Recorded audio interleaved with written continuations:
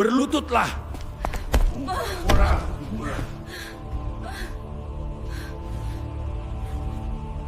Terimalah persembahan ini, wahai leluhur. Berikan kami kekuatanmu. Kepalaku sangat berat. Lantainya sangat dingin. Kami mempersembahkan wadah suci ini. Darah leluhur, bangkitlah. Kekuatan kegelapan, datanglah. Kami memanggilmu.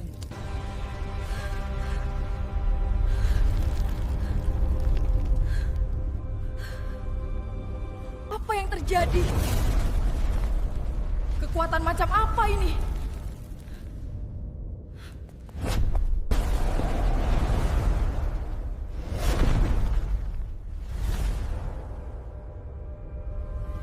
Aduh, tidak. Apa ini?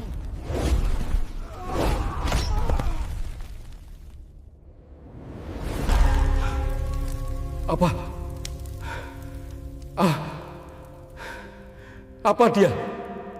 Ritualmu gagal. Sekarang kau akan menghadapi kemurkaanku.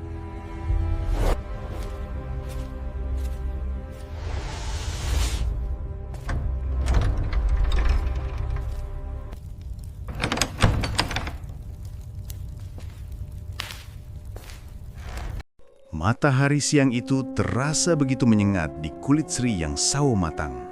Ia berdiri terpaku di depan sebuah gerbang besi hitam yang menjulang tinggi, seolah memisahkan dua dunia yang berbeda. Di belakangnya adalah hiruk-pikuk jalanan kota yang bising, penuh dengan suara klakson angkutan umum dan debu kendaraan yang menyesakkan dada. Namun, di balik gerbang itu, Sri bisa melihat sebuah bangunan megah berwarna putih gading yang berdiri dengan anggun, dikelilingi oleh taman yang hijau dan asri. Sri mengerapkan pegangannya pada tali tas ransel lusuh yang ia bawa dari kampung. Tas itu berisi seluruh hidupnya, beberapa pasang pakaian sederhana, sebuah foto keluarga yang mulai memudar warnanya, dan segumpal harapan besar untuk mengubah nasib. Ia menarik napas panjang, mencoba menenangkan detak jantungnya yang berpacu lebih cepat dari biasanya. Ini adalah Jakarta, kota yang selama ini hanya ia lihat dari layar televisi tetangga. Dan hari ini, ia akan memulai hidup barunya di sini. Tangannya yang gemetar terulur ragu untuk menekan tombol bel yang tertanam di dinding pilar pagar. Tidak lama kemudian, terdengar suara klik dari intercom, diikuti suara gerbang otomatis yang bergeser perlahan. Sri melangkah masuk dengan hati-hati, takut langkah kakinya akan mengotori paving blok halaman yang tampak begitu bersih, bahkan lebih bersih daripada lantai ruang tamu di rumahnya di desa. Seorang wanita paruh baya muncul dari pintu utama yang terbuat dari kayu jati ukiran. Wanita itu mengenakan pakaian rumah yang tampak santai, namun tetap terlihat mahal. Rambutnya disanggul rapi, dan wajahnya menyancarkan aura keibuan yang meneduhkan. Itu pasti Bu Wati, majikan barunya. "Kamu Sri ya?" sapa Bu Wati dengan nada suara yang lembut, jauh dari bayangan Sri tentang majikan kota yang galak dan sombong. Sri mengangguk cepat, sedikit membungkukkan badannya sebagai tanda hormat. "Iya Bu, saya Sri. Maaf kalau saya datangnya kepagian." Bu Wati tersenyum lebar, menampakkan deretan gigi yang putih rapi. "Tidak apa-apa, justru bagus kalau kamu datang lebih awal. Jadi kamu bisa istirahat dulu sebelum mulai berbenah. Ayo, masuk." Saat melangkahkan kaki ke dalam rumah, Sri seketika disergap oleh hawa sejuk dari pendingin ruangan yang menyala. Perbedaan suhu yang drastis dengan udara luar membuatnya sedikit merinding. Matanya membelalak takjub melihat interior rumah itu. Lantainya terbuat dari marmer yang mengkilap, memantulkan cahaya dari lampu gantung kristal yang menggantung megah di langit-langit ruang tamu yang tinggi. Sofa-sofa empuk berwarna krem tertata rapi, dihiasi bantal-bantal bermotif bunga yang cantik. Ada vas bunga besar di sudut ruangan yang menebarkan aroma harum, campuran antara lavender dan jeruk yang menyegarkan. Sri merasa kerdil. Ia merasa seperti butiran debu yang tersesat di istana raja. Ia bahkan ragu untuk memijak lantai marmer itu dengan sendalnya yang sudah tipis. Maka, dengan inisiatif sendiri, ia melupas alas kakinya di depan pintu. Dipakai saja sendalnya, tidak apa-apa Sri. Atau nanti saya ambilkan sendal rumah untuk kamu, ujar Buati yang menyadari keraguan gadis itu. Tidak usah Bu, saya takut lantainya kotor, jawab Sri polos. Buati tertawa kecil, tawa yang renyah dan bersahabat. Kamu ini lucu. Ya sudah, ayo saya tunjukkan kamar kamu dan area belakang. Mereka berjalan melewati ruang keluarga yang dilengkapi televisi layar datar super besar, lalu menuju ke area dapur dan ruang servis di bagian belakang rumah. Dapur itu sendiri sudah seukuran rumah Sri di kampung. Segala macam peralatan masak modern berjejer rapi. Kompor tanam, oven besar, kulkas 2 pintu yang tingginya melebihi tinggi badan Sri. Semuanya tampak berkilau. Ini dapur bersih Sri. Nanti tugas utamamu memang bantu-bantu masak dan bersih-bersih rumah. Tapi tenang saja, tidak perlu buru-buru. Pelan-pelan saja belajarnya, jelas Buati sambil menunjuk beberapa peralatan. Kamar kamu ada di sebelah sana, dekat ruang cuci. Buati membuka sebuah pintu di sudut lorong belakang. Sri mengintip ke dalam dan kembali dibuat terkejut. Kamar yang diperuntukkan baginya itu sangat layak. Ada sebuah kasur busa yang tampak empuk, lengkap dengan spraynya. Sebuah lemari kayu kecil dan kipas angin dinding. Ada jendela kecil yang menghadap ke taman belakang, membiarkan sinar matahari masuk menyinari ruangan. Bagi Sri, ini kamar adalah kemewahan tersendiri. Di kampung, ia harus berbagi kamar sempit dengan kedua adiknya, tidur beralaskan ikar pandan dan kasur kapuk yang sudah kempes. Bagaimana? Kamu suka kamarnya? Tanya Buati.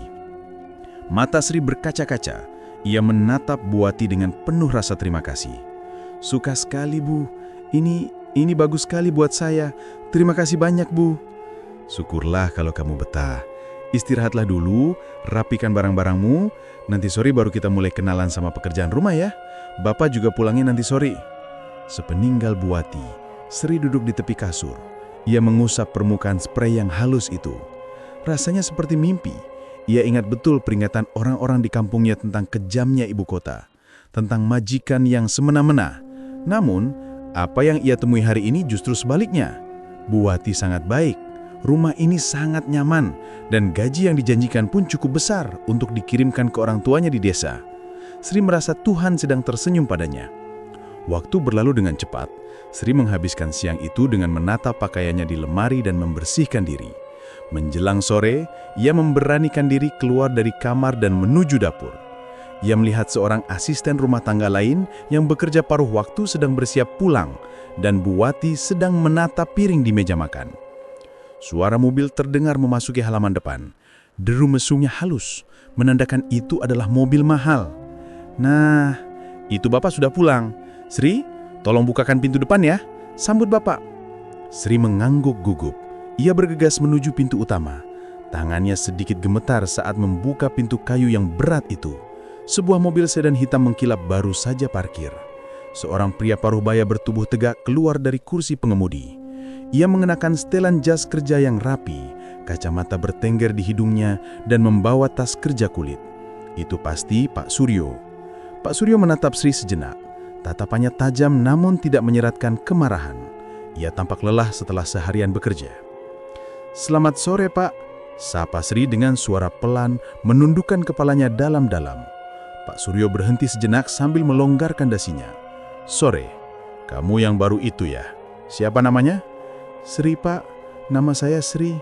Oh ya, Sri, baik kerjanya ya. Ucap Pak Suryo singkat sambil berlalu masuk ke dalam rumah. Tidak banyak bicara, tetapi nadanya cukup sopan. Pria itu langsung disambut oleh Buati yang membawakan tas kerjanya. Sri menutup pintu kembali dan menghela napas lega. Pak Suryo tampak berwibawa dan sedikit kaku, berbeda dengan Buati yang hangat. Tetapi setidaknya beliau tidak membentak atau memandang rendah dirinya. Bagi Sri, itu sudah cukup. Malam harinya, setelah semua pekerjaan selesai, mencuci piring bekas makan malam dan menyapu lantai dapur, Sri kembali ke kamarnya. Suasana rumah besar itu menjadi sangat sunyi ketika malam tiba. Berbeda dengan di desa di mana suara jangkrik dan kodok selalu menemani tidur, di sini kesunyian terasa begitu padat. Hanya sesekali terdengar dengungan mesin kulkas atau suara AC dari ruangan lain. Sri membaringkan tubuhnya yang lelah di atas kasur empuk. Ia menatap langit-langit kamar yang bersih tanpa sarang laba-laba. Pikirannya melayang pada ibunya di kampung. Apakah ibu sudah makan? Apakah bapak masih sakit punggungnya? Ia meraih ponsel jadul miliknya, berniat mengirim pesan singkat, namun ia urungkan. Ia tidak ingin membuat mereka khawatir atau berpikir ia sedang kesusahan. Ia ingin membuktikan bahwa ia bisa mandiri. Terima kasih Gusti, terima kasih sudah memberikan tempat sebaik ini. Berikan Sri kekuatan supaya bisa kerja yang rajin, supaya bapak dan ibu di kampung bisa hidup enak. Dalam keheningan kamar barunya, Sri memejamkan mata dengan senyum tipis di bibirnya. Ia merasa aman, ia merasa diterima. Di rumah mewah milik Pak Suryo dan Bu Wati ini, Sri menggantungkan sejuta harapan untuk masa depannya, tanpa sedikit pun menyadari apa yang mungkin menantinya di kemudian hari.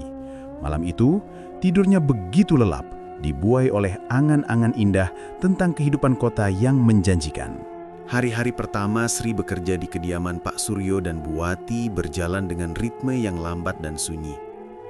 Rumah itu terlalu besar untuk dihuni oleh segelintir orang saja, menciptakan gema kosong setiap kali Sri melangkahkan kakinya di lorong yang panjang. Tugas-tugasnya sebenarnya tidak terlalu berat jika dibandingkan dengan bayaran fantastis yang ia terima setiap bulan.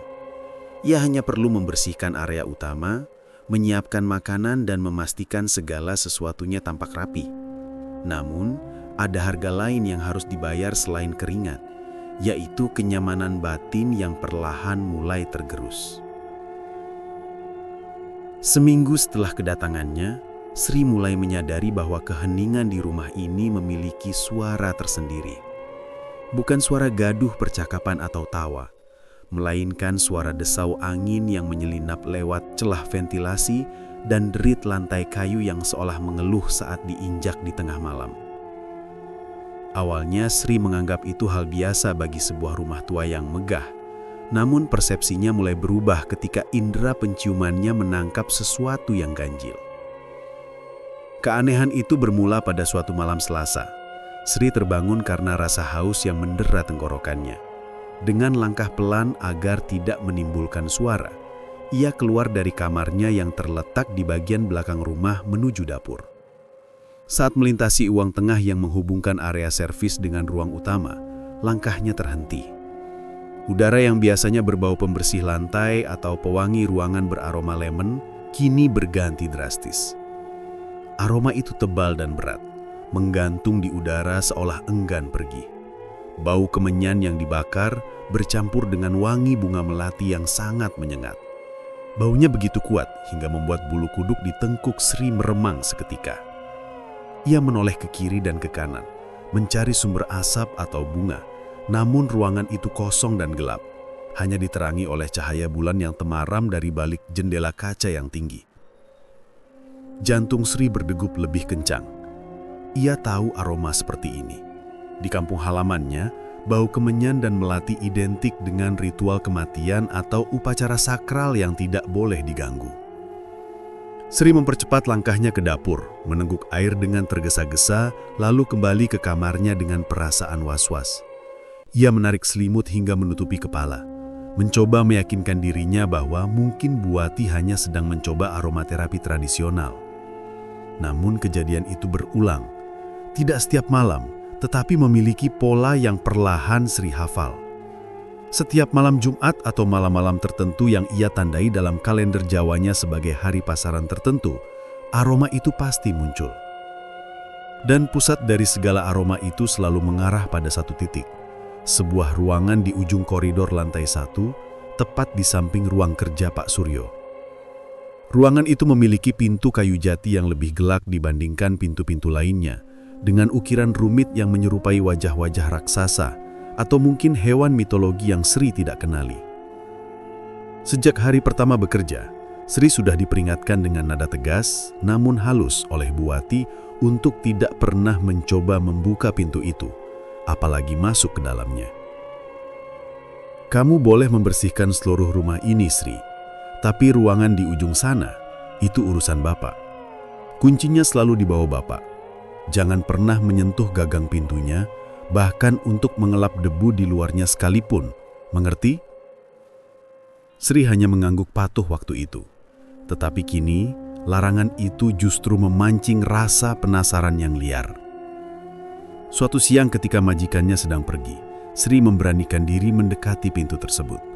Ia berpura-pura menyapu lantai di sekitarnya. Semakin dekat ia dengan pintu itu, semakin dingin suhu udara yang ia rasakan. Tidak ada debu di sekitar pintu itu, seolah ada angin tak kasat mata yang selalu membersihkannya. Ketika Sri menempelkan telinganya sedikit ke daun pintu, ia mendengar suara yang sangat samar, seperti suara dengungan lebah, atau mungkin gumaman seseorang yang sedang merapal sesuatu dengan cepat. Sri buru-buru menjauh, ketakutan sendiri dengan imajinasinya. Keanehan tidak berhenti pada aroma dan ruangan terlarang itu saja. Perilaku Pak Suryo dan Bu Wati pun perlahan menampakkan sisi yang tidak lazim. Mereka adalah pasangan yang santun, berbicara dengan nada rendah dan jarang marah. Namun kebaikan mereka terasa berjarak, seolah ada dinding kaca yang memisahkan mereka dengan manusia biasa lainnya. Pada suatu senja, saat matahari baru saja tenggelam dan langit berubah menjadi ungu dalam, Sri sedang menutup tirai-tirai jendela di ruang tamu. Tanpa sengaja, ia melihat Pak Suryo dan Bu Wati berjalan menuju halaman belakang. Halaman itu luas, dipenuhi pohon-pohon besar yang rimbun, dan berbatasan langsung dengan tembok tinggi. Sri mengintip dari balik tirai tipis. Pak Suryo mengenakan pakaian serba hitam, sementara Bu Wati mengenakan kain batik panjang dengan selendang hijau tua. Di tangan Bu Wati terdapat sebuah nampan kuningan berisi kembang setaman, bunga mawar, melati, kenanga, dan kantil, serta beberapa butir telur ayam kampung. Mereka berhenti di bawah pohon beringin tua di sudut halaman. Sri menahan napas. Ia melihat Pak Suryo menaburkan sesuatu ke tanah, mungkin garam atau beras kuning. Sementara Bu Wati meletakkan nampan itu di antara akar-akar pohon yang menonjol keluar tanah. Bibir mereka bergerak-gerak, mengucapkan sesuatu yang tidak bisa didengar oleh Sri dari jauh. Gerakan mereka sinkron dan hikmat, seolah ini adalah rutinitas yang sudah mendarah daging selama bertahun-tahun. Setelah ritual kecil itu selesai, mereka berbalik badan. Sri buru-buru menjatuhkan tirai dan berpura-pura sibuk merapikan bantal sofa. Jantungnya berpacu seolah baru saja tertangkap basah mencuri. Ketika Pak Suryo dan Bu Wati masuk ke dalam rumah, wajah mereka datar, tanpa ekspresi, seolah tidak baru saja melakukan sesuatu yang ganjil. "Sri, sudah dikunci semua jendelanya?" tanya Bu Wati. Suaranya lembut tapi membuat Sri tersentak. "Sudah Bu, baru saja," jawab Sri, mencoba menyembunyikan getaran dalam suaranya. Bu Wati menatap Sri lekat-lekat selama beberapa detik. Tatapan yang seolah mampu menembus isi kepala Sri dan membaca ketakutan yang ia sembunyikan. "Bagus, segera masuk ke kamarmu. Malam ini jangan keluyuran keluar kamar lagi ya, walau hanya untuk minum. Udaranya sedang tidak baik." Peringatan itu terdengar sederhana, tapi bagi Sri, itu terdengar seperti sebuah ancaman halus. Udaranya sedang tidak baik. Jelas bukan merujuk pada cuaca atau polusi, melainkan sesuatu yang lain. Sesuatu yang kini mulai menyebarkan aroma melati di ruang tengah. Malam itu Sri tidak bisa tidur. Ia memeluk gulingnya erat-erat. Di luar kamarnya, sayup-sayup ia mendengar suara langkah kaki yang berat mondar-mandir di ruang tengah. Langkah itu terdengar menyeret, diselingi suara denting logam yang beradu pelan. Ia tahu itu bukan langkah kaki manusia biasa, atau setidaknya bukan langkah kaki Pak Suryo atau Bu Wati yang biasanya senyap. Rasa takut bercampur dengan rasa butuh uang yang mendesat, membuat batin Sri bergejamuk. Ia ingin lari, mengemasi barang-barangnya dan pulang ke kampung, meninggalkan rumah mewah yang dingin ini. Tapi bayangan wajah keluarganya yang membutuhkan kiriman uang menahan kakinya. "Mungkin ini hanya perasaanku saja," bisik Sri pada dirinya sendiri dalam kegelapan kamar. Orang kaya emang punya kebiasaan aneh. Namun ketika pagi datang dan Sri keluar untuk membersihkan ruang tengah, ia menemukan sesuatu yang mematahkan penyangkalannya. Di depan pintu ruangan terlarang itu, terletak kelopak bunga kantil yang masih segar, berwarna putih kekuningan, kontras dengan lantai marmer yang hitam mengkilap. Dan di gagang pintu yang terbuat dari kuningan itu, terdapat bercak noda kemerahan yang samar. Sri mendekat untuk memastikannya. Itu bukan karat. Warnanya terlalu merah dan teksturnya sedikit lengket saat disentuh. Ujung jari. Darah. Sri buru-buru mengambil kain lap basah dan membersihkannya secepat kilat sebelum ada yang melihat. Napasnya memburu. Ia tidak tahu darah apa itu, ayam, kambing, atau makhluk lain. Yang ia tahu, noda itu adalah bukti fisik bahwa ada rahasia gelap yang berdenyut di jantung rumah ini di balik kemewahan furnitur antik dan senyum ramah majikannya. Rumah ini bukan sekedar tempat tinggal. Rumah ini adalah sebuah wadah untuk sesuatu yang Sri belum pahami. Dan ia kini terperangkap di dalamnya. Pertanyaan-pertanyaan di benak Sri kini bukan lagi tentang mengapa gaji di sini begitu besar, melainkan apa yang sebenarnya mereka minta sebagai ganti dari uang itu. Dan jawaban atas pertanyaan itu sepertinya tersimpan rapat di balik pintu berukir raksasa yang selalu terkunci itu. Aroma melati yang semalam begitu kuat kini telah hilang, berganti dengan bau pembersih lantai yang Sri gosokkan kuat-kuat, seolah mencoba menghapus jejak ketakutan yang mulai mengakar di hatinya. Udara di dalam rumah besar itu terasa berbeda pagi ini. Jika biasanya Sri terbangun dengan daftar tugas yang seolah tak berujung, hari ini keheningan yang ganjil menyambutnya. Matahari baru saja merangkak naik, menyinari lantai marmer yang dingin. Namun Sri tidak mendengar suara teriakan Buati yang biasanya sudah menggema memanggil namanya untuk menyiapkan sarapan atau menyapu halaman belakang. Sri melangkah keluar dari kamar pelayan yang sempit di bagian belakang rumah. Ia masih mengenakan daster lusuhnya, bersiap untuk dimarahi karena terlambat bangun 10 menit dari jadwal biasanya. Namun, saat ia tiba di dapur, ia tertegun. Di atas meja makan yang biasanya hanya boleh disentuh oleh majikannya, telah tersaji berbagai macam hidangan. Bukan hidangan sisa semalam, melainkan makanan segar yang masih mengepulkan asap. Ada ayam goreng utuh, nasi tumpeng mini, aneka jajan pasar, dan potongan buah-buahan segar yang tertata rapi. Sebelum Sri sempat memproses pemandangan itu, Buati muncul dari ruang tengah. Wajah wanita parubaya itu tampak segar, dipoles berak tipis dan gincu merah menyala. Senyumnya mengembang lebar, sebuah pemandangan langka yang justru membuat bulu kuduk Sri meremang. Sri sudah bangun rupanya. Sapa Buati dengan nada yang sangat lembut, jauh berbeda dari bentakan-bentakan yang biasa ia lontarkan. "Maaf Bu, saya terlambat bangun. Saya akan segera menyapu." Dan Sri buru-buru hendak mengambil sapu di sudut ruangan. Namun tangan Buati menahannya. Sentuhan tangan majikannya itu terasa dingin dan lembab. "Tidak usah Sri, hari ini kamu tidak perlu bekerja berat.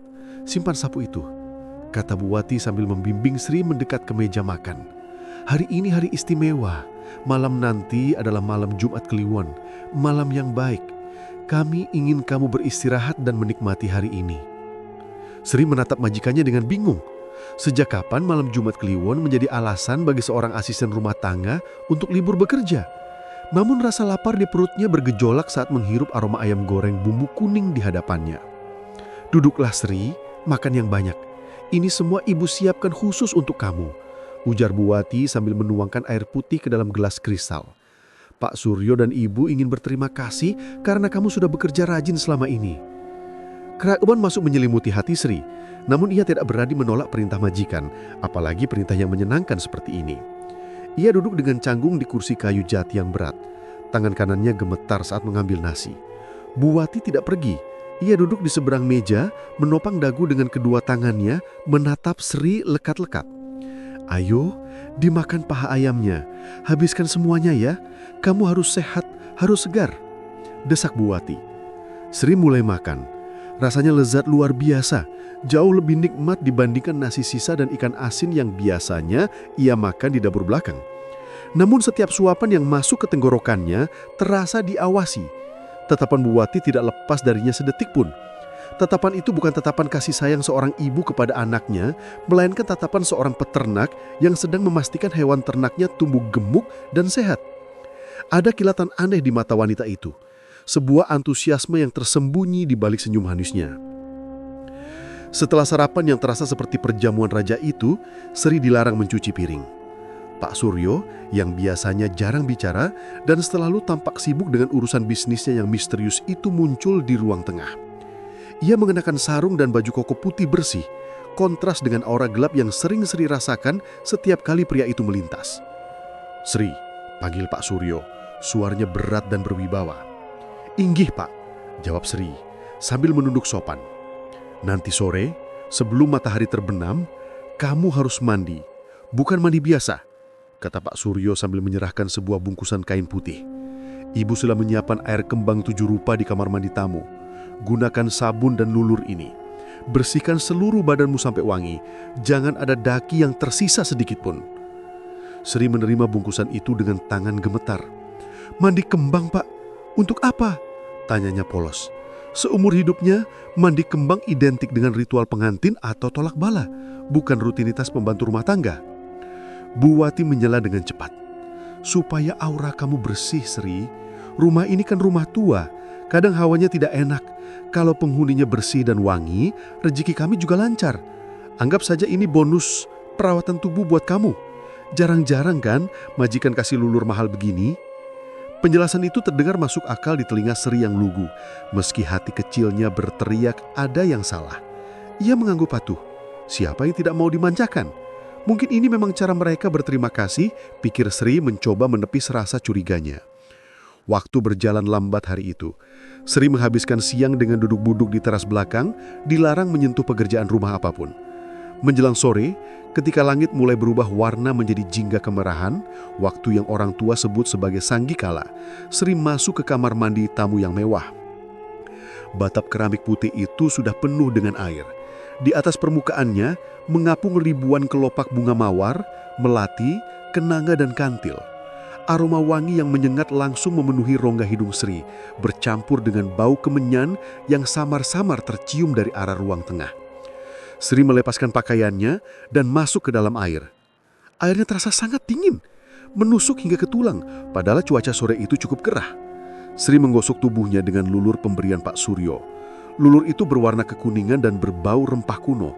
Saat ia membasuh tubuhnya, ia merasa seolah sedang meluruhkan semua identitasnya sebagai gadis desa yang miskin. Wangi bunga melati menempel erat di kulitnya, seolah meresap masuk ke dalam pori-porinya. Selesai mandi, Sri keluar dengan tubuh segar namun pikiran yang kabut.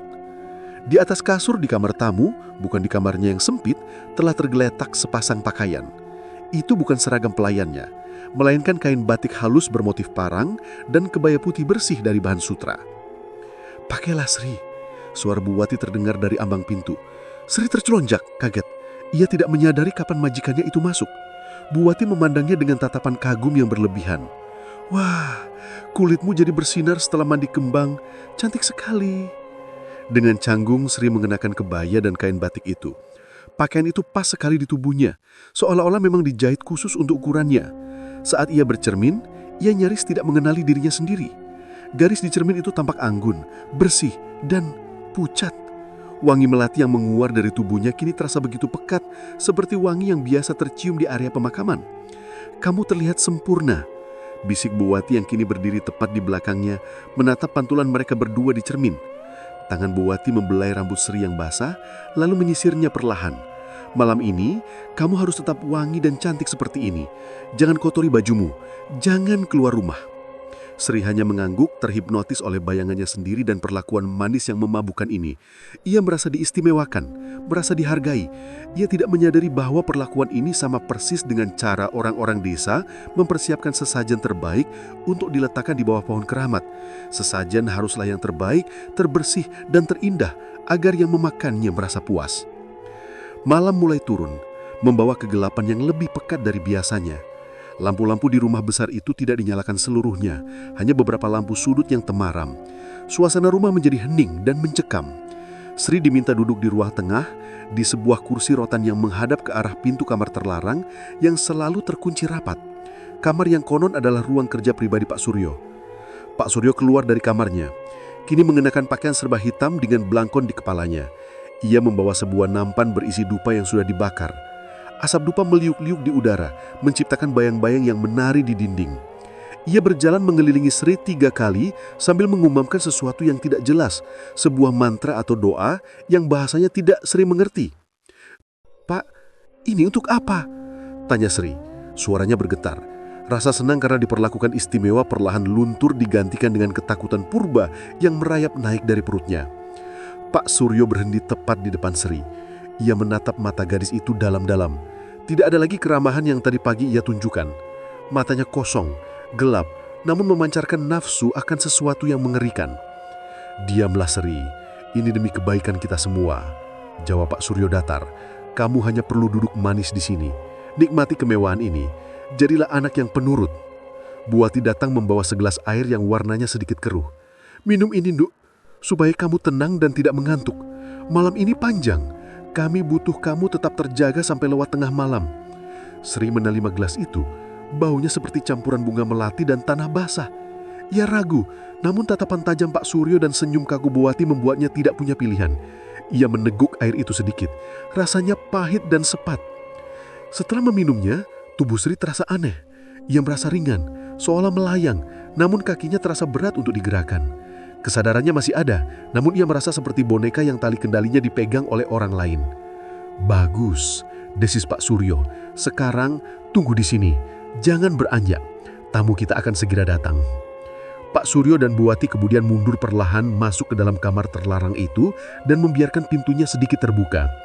Dari celah pintu itu, Sri bisa melihat cahaya lilin yang berkelap-kelip dan mendengar suara gamelan yang sangat lirih, entah berasal dari kaset atau dari dunia lain. Sri duduk sendirian di ruang tengah yang remang-remang. Ia mengenakan pakaian terbagus yang pernah ia miliki. Perutnya kenyang dengan makanan lezat dan tubuhnya wangi bunga 7 rupa. Namun air mata perlahan menetes di pipinya.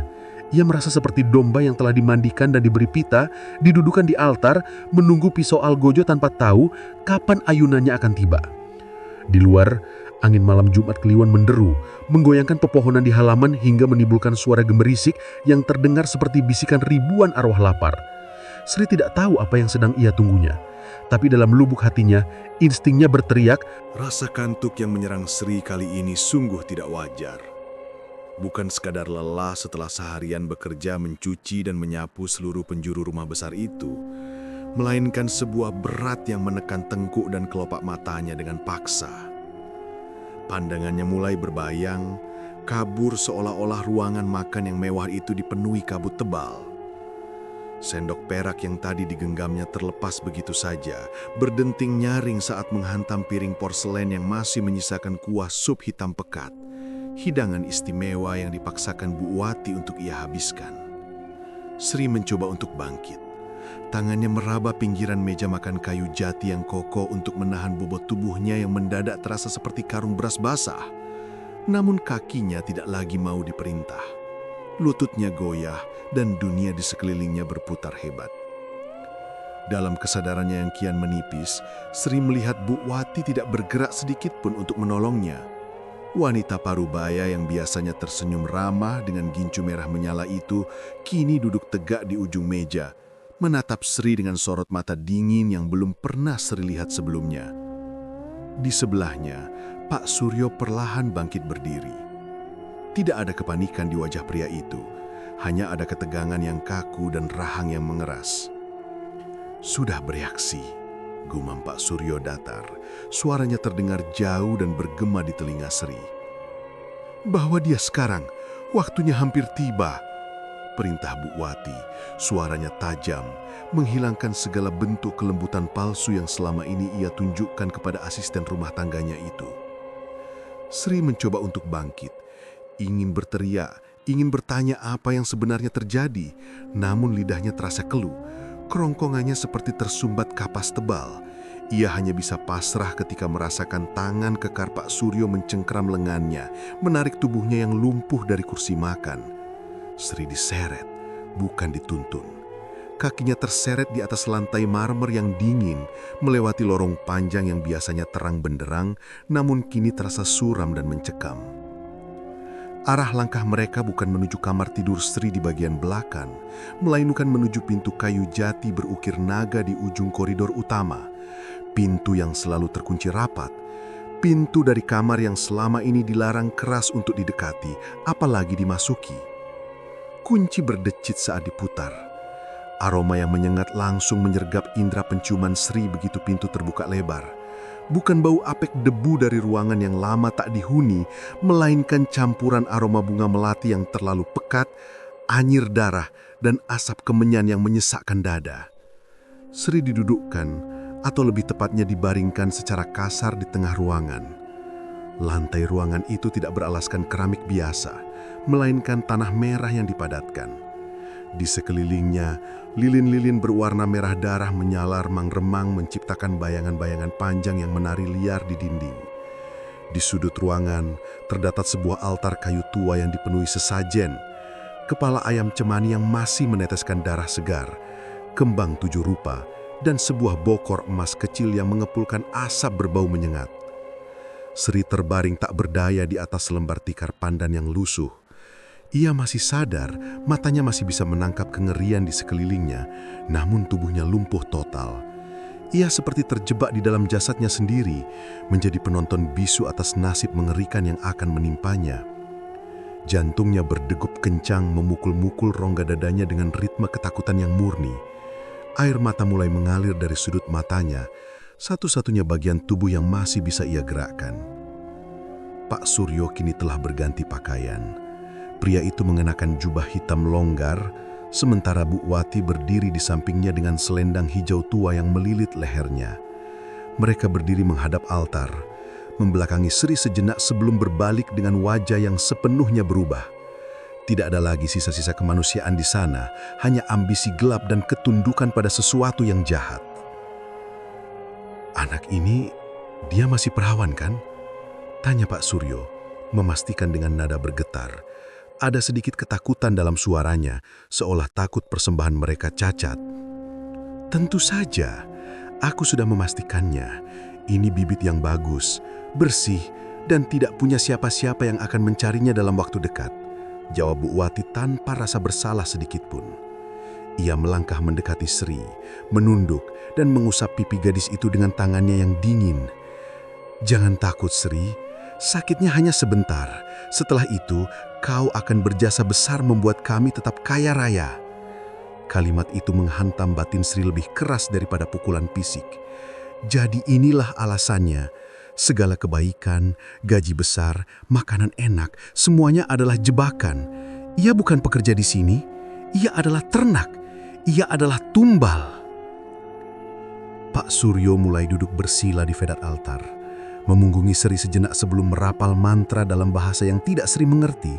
Suaranya berat berdengung rendah seperti suara lebah yang marah.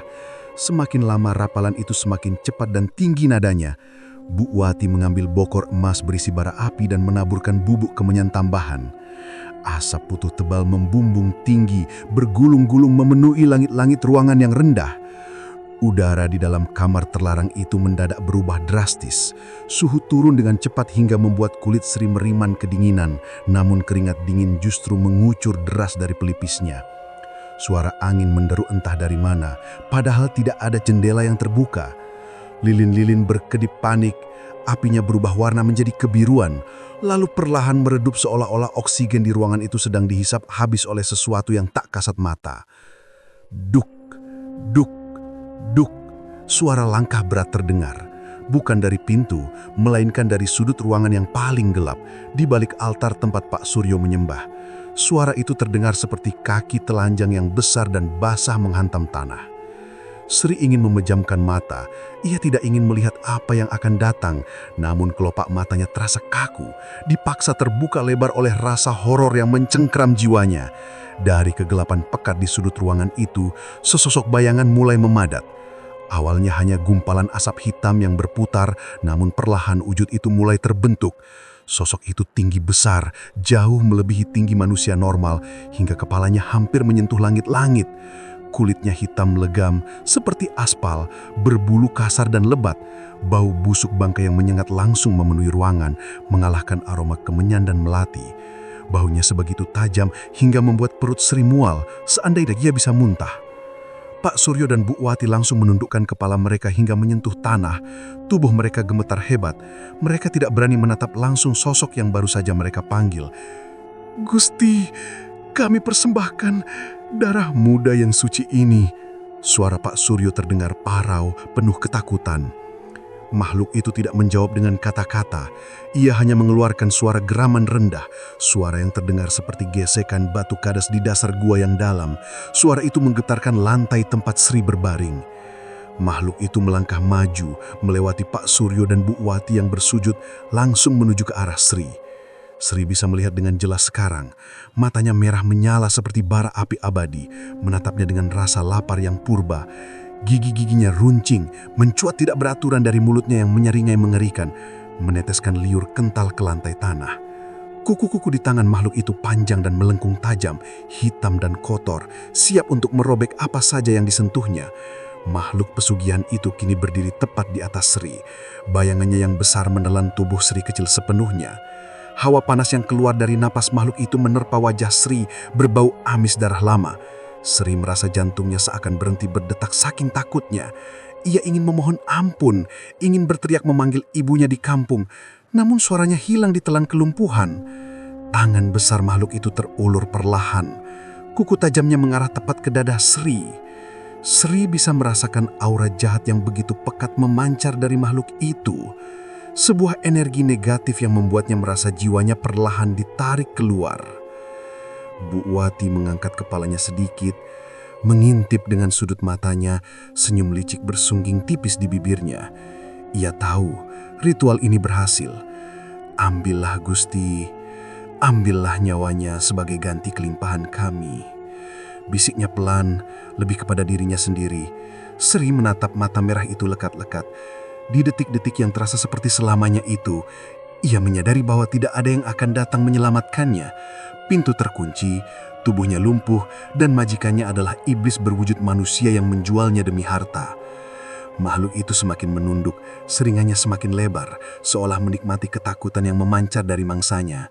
Ujung kuku yang tajam itu kini menyentuh kain baju Sri, tepat di ulu hati, siap untuk menembus kulit dan daging. Malam tumbal telah bermulai, dan Sri adalah sajian utamanya. Ujung kuku makhluk itu, yang hitam legam dan berlendir, sudah berjarak kurang dari 1 jengkal dari wajah Sri. Bau anyir darah bercampur aroma tanah kuburan yang menyengat menusuk hidung, membuat perut Sri mual seketika. Napasnya tercekat di tenggorokan, matanya terbelalak menatap kematian yang seolah sudah berdiri di ambang pintu.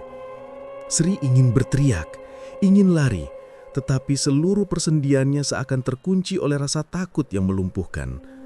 Makhluk pesugihan itu menyeringai, memperlihatkan deretan gigi tajam yang tidak beraturan, siap untuk merenggut sukma gadis yang gemetar di hadapannya. Namun, tepat ketika jari kurus kering makhluk itu hendak menyentuh kulit kening Sri, sesuatu yang ganjil terjadi.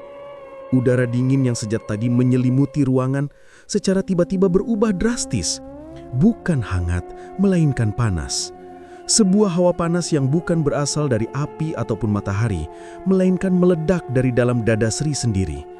Jantungnya berdegup kencang, bukan lagi karena ketakutan, melainkan memompa aliran energi asing yang mendadak bangkit dari tidur panjangnya. Sri merasakan darahnya mendidih. Rasa hangat itu menjalar cepat ke seluruh pembuluh darah, dari ujung kaki hingga ke ubun-ubun. Matanya yang semula basah oleh air mata ketakutan, kini mendadak kering dan sorotnya berubah tajam. Tanpa ia sadari, tubuhnya mulai memancarkan pendar cahaya keemasan yang samar namun semakin lama semakin terang. Makhluk pesugihan itu tersentak. Tangannya yang nyaris menyentuh Sri tiba-tiba terbakar. Asap hitam mengepul dari ujung jari makhluk itu saat ia menarik tangannya kembali dengan gerakan refleks, seolah baru saja menyentuh bara api neraka.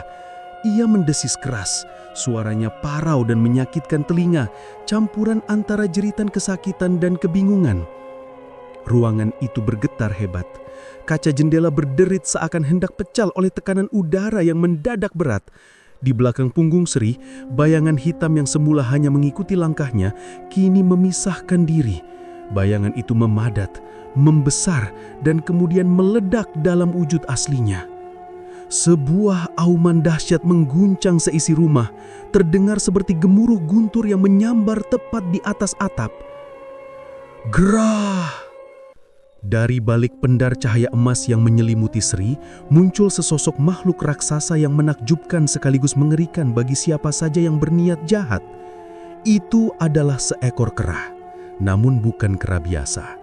Tubuhnya besar dan tegap, tingginya nyaris menyentuh langit-langit ruangan. Bulu-bulunya berwarna emas berkilauan, seolah terbuat dari benang-benang cahaya yang dipintal dengan kekuatan magis. Otot-ototnya menonjol kuat, menyiratkan kekuatan fisik yang mampu meremukkan batu karang sekalipun. Inilah Khodam Kera Emas, penjaga gaib warisan leluhur yang telah lama bersemayam di dalam garis darah keluarga Sri, tertidur pulas dan baru bangkit saat nyawa tuannya terancam bahaya. Mata sang kera emas menyala merah membara, menatap tajam ke arah makhluk pesugihan yang kini tampak kerdil di hadapannya. Hawa keberadaan sang Khodam begitu mendominasi, membuat atmosfer ruangan terasa sesak dan menekan. Makhluk pesugihan yang tadi begitu arogan, kini mundur teratur. Tubuh hitamnya gemetar, menyadari bahwa ia telah membangunkan kekuatan yang jauh di atas levelnya. Sri sendiri masih terpaku di tempatnya. Ia tidak bisa melihat sosok di belakangnya, namun ia bisa merasakan hawa perlindungan yang begitu kuat dan hangat, seolah ada benteng tak kasat mata yang kini memeluk tubuhnya. Rasa takutnya perlahan sirna, digantikan oleh rasa aman yang aneh namun menenangkan. Tanpa membuang waktu, Khodam Kera Emas itu bergerak. Kecepatannya sungguh di luar nalar untuk ukuran tubuh sebesar itu. Hanya dalam sekejap mata, tangan raksasanya yang berbulu emas sudah melesat ke depan, mencengkram leher makhluk pesugihan itu. Makhluk hitam itu mencoba melawan. Ia menyabetkan cakar-cakarnya ke lengan sang kera, namun sia-sia. Cakar yang mampu merobek daging manusia dengan mudah, itu bahkan tidak mampu menembus aura keemasan yang melindungi bulu sang Khodam. Justru sebaliknya, setiap kali makhluk itu mencoba menyerang, tubuhnya seakan tersengat listrik tegangan tinggi yang memancar dari tubuh sang kera. Sang kera emas menggeram rendah, sebuah suara yang menggetarkan lantai kayu tempat mereka berpijak. Dengan satu gerakan hentakan yang kuat, ia membanting tubuh makhluk pesugihan itu ke dinding. Brak! Dinding tembok retak seketika akibat benturan keras tersebut. Lukisan tua dan jam dinding jatuh berantakan ke lantai. Makhluk pesugihan itu melolong kesakitan. Tubuhnya yang hitam pekat mulai memudar. Asap hitam mengepul semakin banyak dari luka-lukanya yang terbakar oleh energi murni sang Khodam. Ia mencoba bangkit, merangkak menjauh dengan putus asa. Namun sang kera emas tidak memberinya kesempatan. Sang Khodam melompat, mendarat tepat di hadapan makhluk yang kini terpojok itu. Ia mengangkat kedua tangannya yang terkepal, mengumpulkan bola energi berwarna keemasan yang menyilaukan di antara kedua telapak tangannya. Cahaya itu begitu terang hingga menerangi seluruh sudut ruangan yang gelap gulita, mengusir bayang-bayang jahat yang bersembunyi. Makhluk pesugihan itu menciut. Ia menyadari kekalahannya. Dengan sisa tenaga terakhir, makhluk itu mengubah wujudnya menjadi asap hitam tipis, mencoba menyelinap keluar melalui celah ventilasi udara di atas jendela. Namun sang kera emas lebih cepat. Ia menepukkan kedua tangannya yang bercahaya itu, menciptakan gelombang kejut yang menghantam asap hitam tersebut. Terdengar jeritan panjang yang menyayat hati, sebelum akhirnya asap hitam itu buyar tak bersisa, terlempar keluar dari rumah dengan paksa oleh kekuatan spiritual yang luar biasa. Suasana mendadak hening. Hawa jahat dan bau busuk yang tadi memenuhi ruangan lenyap seketika, digantikan oleh aroma samar bunga melati dan wangi dupa yang menenangkan. Khodam Kera Emas itu berdiri tegak, dadanya naik turun perlahan. Ia memutar tubuhnya yang besar, menatap punggung Sri yang masih mematung. Tatapan mata merahnya kini meredup, tidak lagi memancarkan kemarahan, melainkan suatu sorot mata yang penuh kesetiaan dan pengabdian. Ia menundukkan kepalanya sedikit, seolah memberikan penghormatan kepada tuannya yang baru saja ia selamatkan. Perlahan, cahaya emas yang memancar dari tubuh sang kera emas mulai meredup. Wujud fisiknya menjadi transparan, memudar seperti kabut pagi yang disapu sinar matahari. Partikel-partikel cahaya emas itu kemudian melayang lembut, kembali meresap ke dalam punggung Sri, menyatu kembali dengan jiwa gadis itu. Sri tersenjak kaget saat hawa panas di tubuhnya mendadak hilang, digantikan oleh rasa lemas yang luar biasa. Kakinya tak lagi mampu menopang berat badannya. Ia jatuh duduk di lantai, napasnya terengah-engah seolah baru saja berlari maraton sejauh puluhan kilometer. Keringat dingin membasahi pelipisnya. Gadis itu menoleh ke kiri dan ke kanan dengan bingung. Ia melihat kondisi kamarnya yang berantakan, kursi terbalik, lukisan jatuh, dan ada retakan besar di dinding. Namun makhluk mengerikan itu sudah tidak ada. Tidak ada siapa-siapa di sana selain dirinya sendiri. Apa yang baru saja terjadi? Bisik Sri dengan suara parau. Tangannya meraba dadanya yang masih berdebar kencang. Ia merasakan ada sisa-sisa kehangatan yang tertinggal di sana. Sebuah sensasi yang terasa familiar seolah ia pernah merasakannya di masa kecil. Namun ia lupa kapan tepatnya. Ingatannya berputar pada cerita-cerita neneknya dulu tentang penjaga gaib, tentang warisan yang tidak berupa harta benda, melainkan pendamping setia yang tidak terlihat mata. Sri mencoba berdiri, berpegangan pada pinggiran meja rias, lututnya masih gemetar. Ia menatap pantulan dirinya di cermin. Wajahnya pucat pasih, namun ada sesuatu yang berbeda pada sorot matanya. Ada kilatan samar warna keemasan di iris matanya yang hitam legam, yang hanya muncul sesaat sebelum akhirnya menghilang kembali. Ia tidak mengerti sepenuhnya apa itu tadi. Apakah itu halusinasi karena ketakutan yang berlebihan, ataukah memang ada kekuatan lain yang campur tangan? Namun bukti kerusakan di kamarnya terlalu nyata untuk dianggap sekedar mimpi buruk. Retakan di dinding itu adalah bukti fisik dari pertarungan yang baru saja terjadi, pertarungan yang dimenangkan oleh pihak yang melindunginya. Sri menarik napas panjang, berusaha menenangkan pikirannya yang carut-marut. Ia sadar malam ini adalah titik balik. Makhluk itu, apapun itu, telah datang untuk mencelakainya dan gagal. Tapi kegagalan itu pasti akan memancing kemarahan dari siapapun yang mengirimnya. Sri tahu ia tidak lagi aman, namun di saat yang sama, ia juga merasa tidak lagi sendirian. Di tengah keheningan malam yang kembali merayap, Sri merasakan getaran halus di batinnya. Bukan suara, melainkan sebuah perasaan, sebuah pesan tanpa kata yang seolah berbisik di dalam kepalanya. Jangan takut, Nduk, aku ada di sini. Sri memeluk dirinya sendiri, mencoba mencerna realitas baru yang kini harus ia hadapi. Dunia di sekelilingnya ternyata menyimpan lapisan-lapisan misteri yang selama ini tersembunyi, dan kini tirai itu telah tersibak. Ia, Sri, ternyata bukanlah gadis biasa yang tak berdaya. Ada kekuatan leluhur yang mengalir dalam darahnya, semua warisan sakti yang kini telah bangkit untuk menuntut tempatnya dalam takdir Sri. Ruangan bawah tanah yang biasanya hening dan berbau kemenyan itu kini berguncang hebat, seolah fondasi rumah mewah itu sedang dicabut paksa dari dalam bumi. Cahaya keemasan yang memancar dari tubuh khodam kera emas semakin terang, menyilaukan mata, hingga membuat sudut-sudut ruangan yang gelap gulita menjadi tersingkap. Sri yang masih terikat di atas altar batu hanya bisa memejamkan mata, merasakan hawa panas yang luar biasa dari sosok pelindungnya.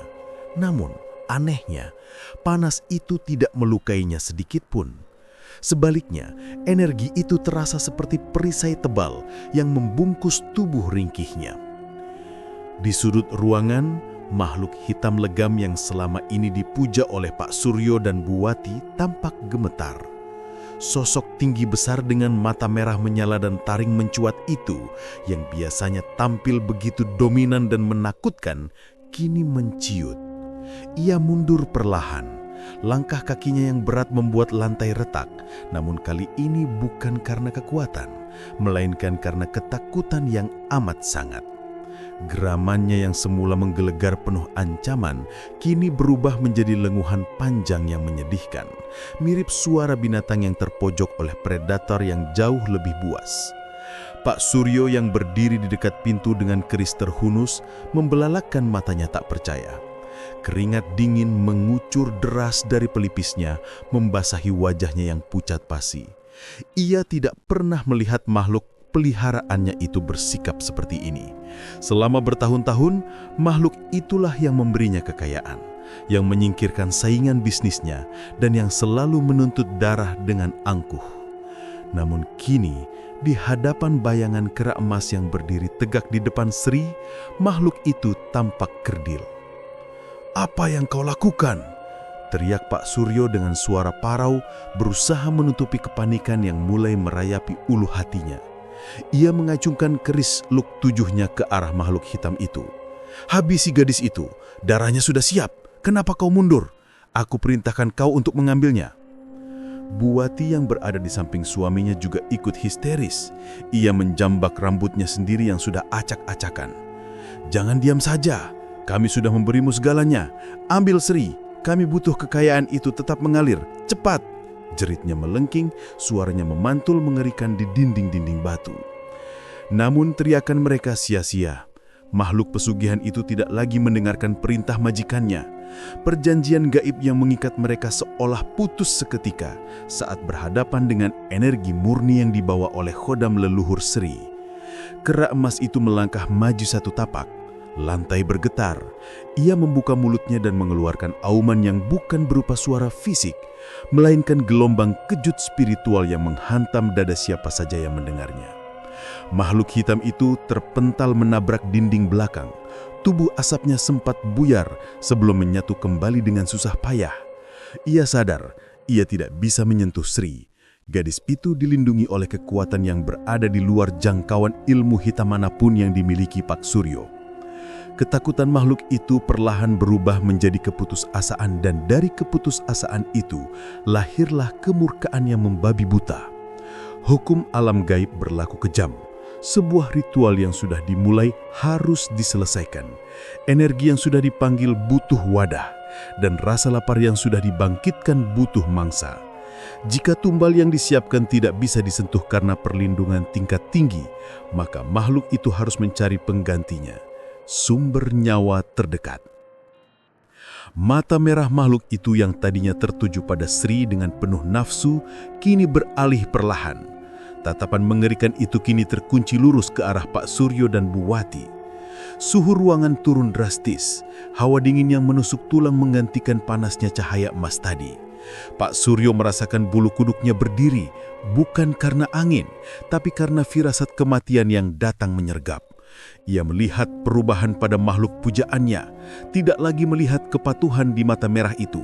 Yang ada hanyalah kelaparan yang tak terbendung dan amarah karena merasa dihianati oleh kegagalan ritual. "Tidak!" desis Pak Suryo. Tangannya gemetar hebat hingga keris pusaka itu jatuh berdenting ke lantai.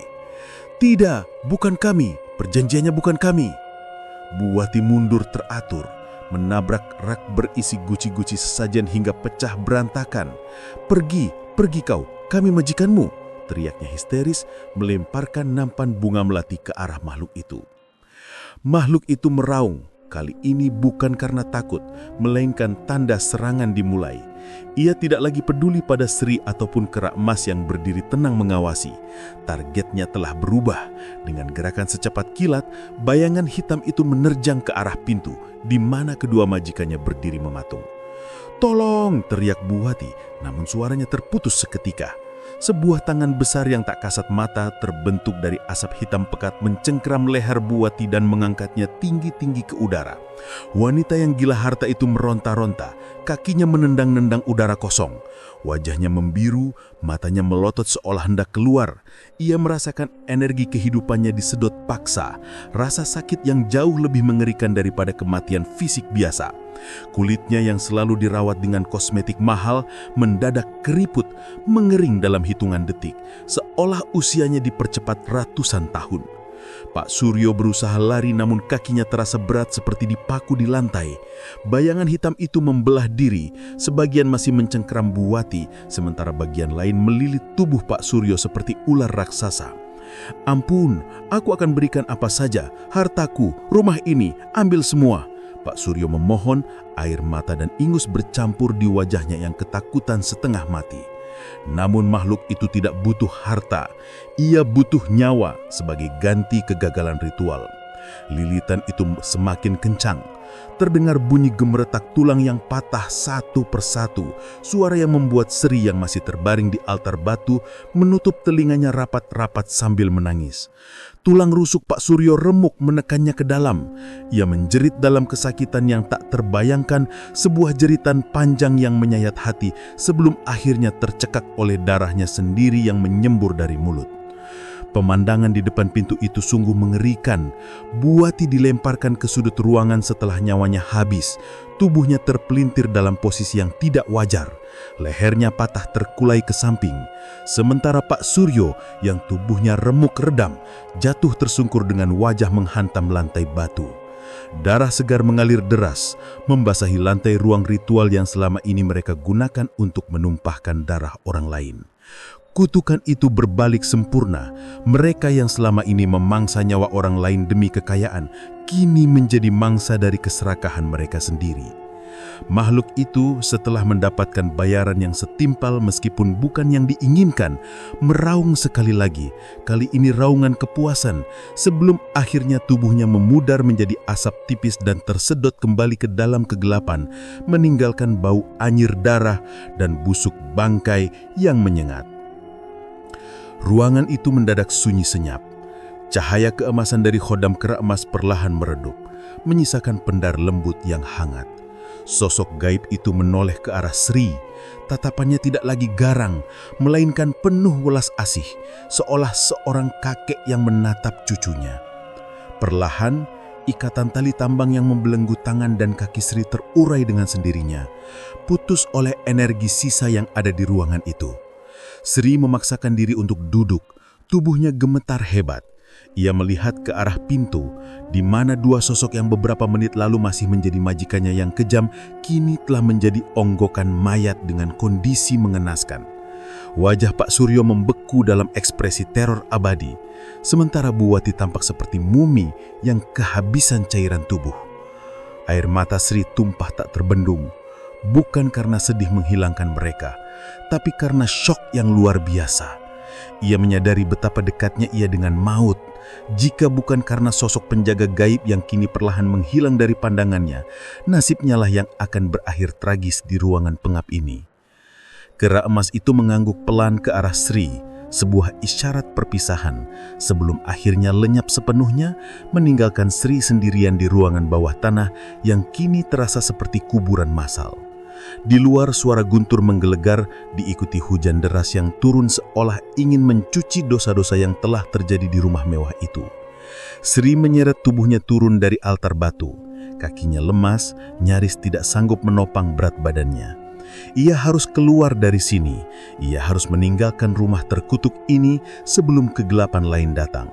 Dengan napas tersengal-sengal, ia melangkah tertatih-tatih melewati jenazah Pak Suryo dan Buati, menahan rasa mual yang mendesak naik ke kerongkongan. Ia menaiki tangga sempit menuju pintu keluar Rubana, meninggalkan kekayaan, kemewahan, dan ketamakan yang kini telah memakan tuannya sendiri.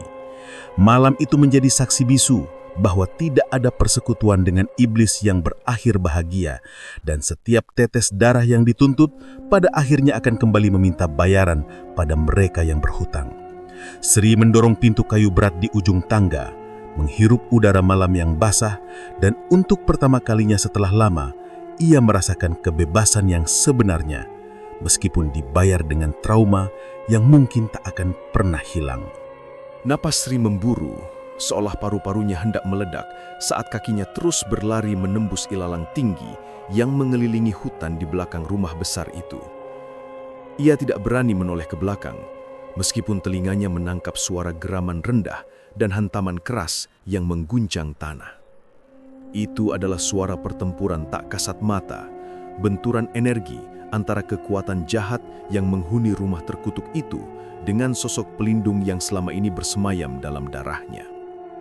Khodam kera emas, warisan leluhur yang baru ia sadari keberadaannya di saat-saat paling genting, kini tengah menahan amukan makhluk-makhluk penunggu yang tidak rela melepaskan calon tumbal mereka. Cahaya keemasan sempat berpendar di sudut matanya, sebuah kilatan perisai gaib yang melindunginya dari cakar-cakar bayangan yang mencoba menyeretnya kembali ke dalam kegelapan. Sri terus memacu langkahnya hingga kakinya menyentuh aspal jalan raya yang dingin dan basah oleh embun pagi. Langit di ufuk timur mulai menampakkan semburat jingga, tanda bahwa malam jahanam itu akhirnya berlalu. Ketika sebuah truk pengangkut sayur melintas pelan, Sri melambaikan tangannya dengan putus asa.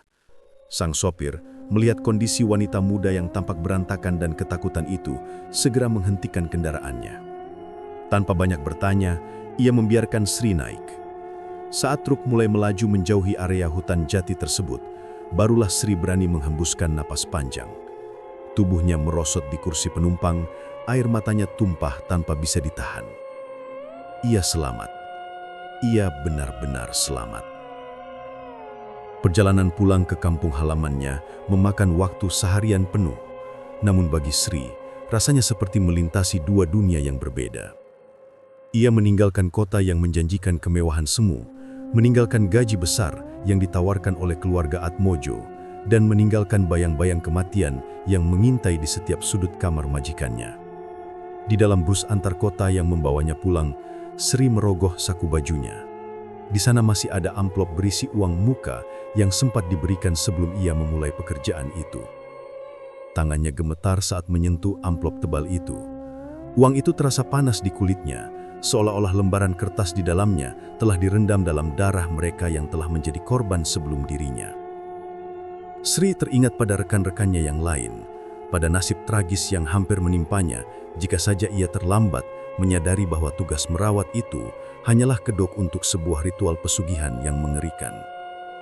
Sesampainya di terminal kecil dekat desanya, matahari sudah condong ke barat.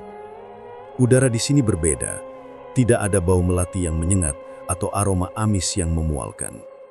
Yang ada hanyalah aroma tanah basah, asap pembakaran sampah daun kering, dan wangi padi yang mulai menguning. Sri berjalan kaki menyusuri jalan setapak menuju rumah orang tuanya. Setiap langkah yang ia ambil seolah mengikis sedikit demi sedikit lapisan trauma yang menempel di jiwanya. Ketika pagar bambu rumahnya yang sederhana terlihat, lutut Sri lemas. Ia melihat bapa sedang duduk di beranda, menyeruput teh hangat sambil memandangi ayam-ayam yang berkeliaran di halaman. Pemandangan yang begitu biasa, begitu sederhana, namun kini terasa seperti surga bagi Sri. "Bapak," Sri seru, suaranya parau. Lelaki tua itu menoleh, matanya membelalak kaget melihat putrinya pulang mendadak dengan wajah pucat dan pakaian lusuh. Bapak meletakkan gelasnya dan bergegas turun ke halaman. Sri langsung menghambur ke pelukan ayahnya, menangis sejadi-jadinya seperti anak kecil yang baru saja terbangun dari mimpi buruk. "Sri, kenapa Nduk? Kenapa pulang seperti ini?" tanya bapak dengan nada khawatir, tangannya menepuk-nepuk punggung putrinya. Sri tidak sanggup bercerita saat itu juga, lidahnya keluh. Ia hanya bisa menggeleng dan memeluk bapak semakin erat, mencari perlindungan nyata yang selama ini ia abaikan demi mengejar impian di kota. Malam itu, untuk pertama kalinya setelah sekian lama, Sri tidur di atas dipan kayu beralaskan tikar pandan. Tidak ada kasur empuk, tidak ada pendingin ruangan, namun tidurnya jauh lebih nyenyak dibandingkan malam-malam penuh teror di rumah mewah itu. Hari-hari berlalu menjadi minggu. Sri perlahan mulai memulihkan diri. Ia menceritakan segalanya kepada bapa, tentang pekerjaan itu, tentang syarat-syarat ganjil, dan tentang makhluk yang hampir merenggut nyawanya. Bapa mendengarkan dengan wajah tegang, sesekali mengelus dada dan bergumam memohon perlindungan Tuhan. "Itulah sebabnya, Nduk. Kekayaan yang datangnya instan, yang tidak masuk akal, pasti meminta bayaran yang tidak masuk akal juga. Gusti Allah itu maha adil. Rezeki itu harus dicari dengan keringat, bukan dengan darah." Sri mengangguk pelan. Ia menatap amplop berisi uang yang ia bawa pulang. Ia belum menyentuhnya sepeser pun. Dengan tekad bulat, Sri mengambil amplop itu. Ia tidak ingin menggunakan uang itu untuk dirinya sendiri. Ia menyumbangkan seluruh isinya ke kotak amal masjid desa dan membagikannya kepada para janda tua di kampungnya tanpa memberitahu asal-usul uang tersebut secara detail, hanya menyebutnya sebagai sedekah tolak bala. Ia ingin membersihkan dirinya dari sisa-sisa energi negatif yang mungkin menempel pada harta tersebut. Kehidupan Sri berubah drastis setelah kepulangannya. Ia tidak lagi bermimpi menjadi orang kaya raya di kota. Ia kembali membantu bapa di ladang, menanam cabai dan sayuran. Pagi harinya, ia membantu tetangga membuat kue tradisional untuk dijual di pasar. Tangannya kini kasar dan kotor oleh tanah, kulitnya menjadi lebih gelap terbakar matahari, namun hatinya terasa ringan. Tidak ada lagi beban ketakutan yang menghimpit dada setiap kali matahari terbenam. Suatu malam, ketika Sri sedang melipat mukena setelah sholat Isya, ia merasakan kehadiran yang familiar. Bukan kehadiran yang jahat, melainkan hawa hangat yang menenteramkan. Di sudut kamar yang remang-remang, ia melihat sekelebatan bayangan keemasan. Sosok kera besar itu duduk bersila, menatapnya dengan mata yang teduh. Tidak ada kata yang terucap, namun Sri mengerti. Khodam leluhurnya itu berpamitan. Tugasnya untuk menyelamatkan Sri dari mara bahaya besar telah selesai. Sosok itu perlahan memadam, menyatu dengan cahaya lampu teplok yang berkedip-kedip, meninggalkan Sri sendirian dalam keheningan yang damai. Sri tersenyum tipis, membisikkan doa terima kasih kepada Tuhan yang telah mengirimkan perantara untuk menyelamatkannya, dan juga terima kasih kepada leluhurnya yang masih menjaga garis keturunannya. Mulai saat itu, Sri benar-benar menutup lembaran kelam hidupnya. Ia menyadari bahwa kemewahan yang ia lihat di rumah keluarga Atmojo hanyalah selubung emas di atas bangkai busuk. Rumah besar itu, dengan segala isinya, adalah penjara bagi jiwa-jiwa yang tersesat oleh keserakahan. Sri bersyukur ia berhasil keluar sebelum pintu penjara itu terkunci selamanya. Di desa kecil itu Sri menemukan kembali makna hidup yang sesungguhnya. Ia belajar bahwa kebahagiaan tidak terletak pada seberapa tebal dompetnya atau seberapa mewah rumahnya. Kebahagiaan ada pada suap nasi hangat yang dimakan bersama keluarga tanpa was-was, pada tidur nyenyak tanpa mimpi buruk, dan pada kebebasan untuk bernapas tanpa rasa takut.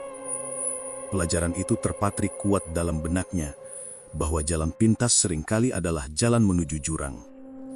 Sri berjanji pada dirinya sendiri, ia akan menjalani hidup dengan sederhana, jujur, dan apa adanya. Ia tidak akan pernah lagi tergiur oleh kilau emas yang menjanjikan surga, namun memberikan neraka. Di bawah langit desa yang bertabur bintang, Sri melangkah keluar rumah untuk menutup kandang ayam.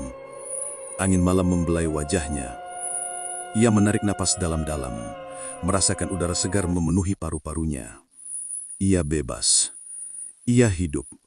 Dan bagi Sri, itu adalah kekayaan yang paling berharga.